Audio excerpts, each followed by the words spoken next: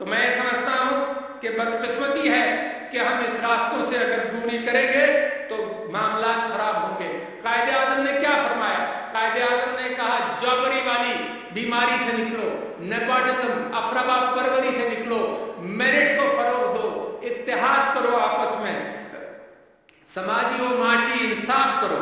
میں یہ سمجھتا ہوں کہ اسلام کی بتائی ہوئی اقدار کو ہمیں اپنانا چاہیے، اور اگر آپ اسلام کی بتائی ہوئی اقدار کو اپناتے ہیں تو میری امت میں میرے نبی صلی اللہ علیہ وسلم نے اور خلفائے راشدین نے اس کی زندگی بھر مثال دی۔ میرے نبی صلی اللہ علیہ وسلم پیٹ پر پتھر باندھتے تھے، لوگوں کو کھلاتے تھے۔ میرے خلفائے راشدین نے مسلسل اس بات کا اہتمام کیا کہ لوگوں کے اندر وہ ہمدردی رہے، غربت کا خاتمہ ہو۔ سب سے بڑی بات کہ غربت کے خاتمے، مال و دولت آتا تھا تو ایک ایک دن کے اندر لاکھوں درہم بانٹ دیا کرتے تھے، کیونکہ میرے ملک کے اندر غربت کے حوالے سے مجھے اور آپ کو مقابلہ کرنا ہے۔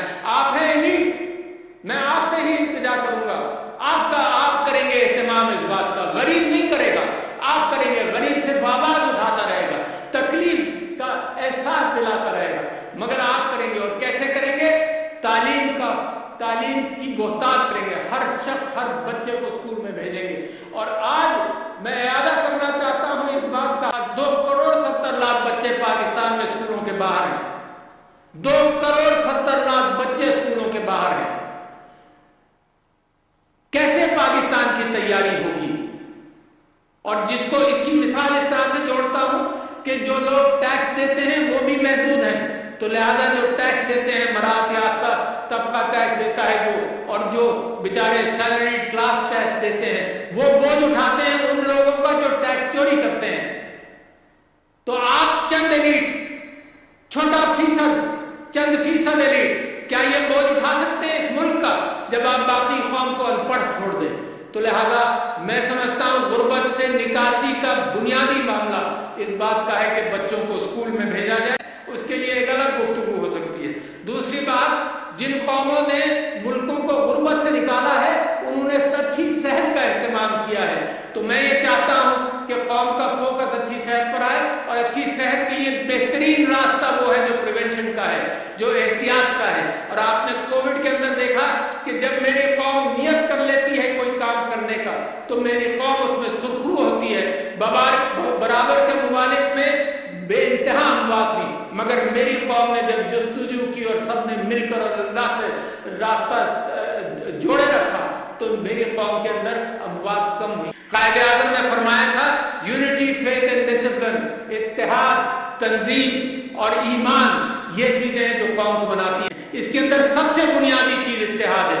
ابھی وقت نہیں کیا پاکستان کے لیے راستے کھلے ہیں، اس وجہ سے کہ دنیا کے اندر جو قتال آپ دیکھتے ہیں، ساری دنیا کے اندر پچھلے 100 سال کے اندر جو قتال ہوا ہے، تو اسلام امن کا دین ہے، امن کا راستہ ہے۔ اور اسی سلسلے میں میں آپ سے کہوں کہ جب اسلام کے حوالے سے گمراہی پیدا کی جاتی ہے اور جس اسلام کے حوالے سے ڈیسیکریشن ہوتا ہے، قرآن کی بے حرمتی ہوتی ہے اور ناموس رسالت پر حملے ہوتے ہیں، تو ہم دنیا سے کہنا چاہتے ہیں کہ یہ پرامن مذہب ہے، یہ پرامن مذہب ہے، ہم اپنے نبی سے، اپنے قرآن سے محبت کرتے ہیں۔ اور قرآن کے اندر اس پہلی صورت میں ہی آیا کہ جو تم پر، میرے نبی کے اوپر اللہ کہتا ہے جو تم پر ایمان لائے اور تم سے قبل لوگوں پر ایمان لائے، حضرت داؤد، حضرت موسیٰ، حضرت عیسیٰ، تو ہم تو قدر کرنے والے لوگ ہیں اور امن چاہتے ہیں۔ اس دنیا میں جہاں گلوبل وارمنگ ہو رہی ہو، اس دنیا میں جہاں اور مسائل بڑے پیدا ہو رہے ہو،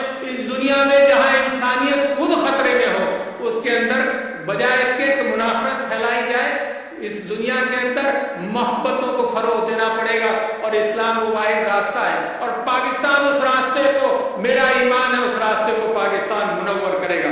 نبی صلی اللہ علیہ وسلم سے چل کر جنہوں نے عورت کی وراثت قرآن کے اندر اللہ تعالیٰ نے ڈال دی، جبکہ مغرب میں وراثت 20ویں صدی کے شروعات میں آئی، تو یہ آپ کو ایج تھا اور آپ کو ایج ہے، اور دنیا آپ سے آگے نکل جائے تو میری آپ سے درخواست یہ ہے کہ پسے ہوئے طبقے کو اٹھاؤ گے تو ترقی کرو گے۔ جس کے اندر ان پڑھ بچے، جس کے اندر ان پڑھ بچوں کو اور جس کے اندر عورت کو تحفظ فراہم کر کے آگے لایا جائے، یہ وہ چیزیں ہیں جس کی یاد دہانی میں کرا رہا ہوں۔ کوئی نئی بات میں نہیں کر رہا، یہ وہ جس کا تجدید عہد ضروری ہے، جس دن سالگرہ ہو اسی دن تجدید عہد ہو کہ یہ ہم کرنا چاہتے ہیں۔ میں آپ لوگوں سے یہ بات کرنا چاہتا ہوں، اپنے کشمیری بھائیوں کے ساتھ یکجہتی کا اظہار کرنا چاہتا ہوں کہ اقوام متحدہ کی قراردادوں کی بنیاد پر ہم یہ سمجھتے ہیں کشمیر بنے گا پاکستان، ہم یہ جانتے ہیں کہ ان کے اوپر ظلم اور ستم ہو رہا ہے، ہم یہ کہتے ہیں کہ ہم انشاءاللہ کشمیر جب بنے گا پاکستان تو آج ہم دنیا سے درخواست کرتے ہیں کہ ہم نے اقوام متحدہ پر بھروسہ کر کر اپنا فائل اقوام متحدہ دنیا کی اقوام کے سامنے رکھا اور آج تک اس کے اوپر کوئی عمل نہیں ہوا۔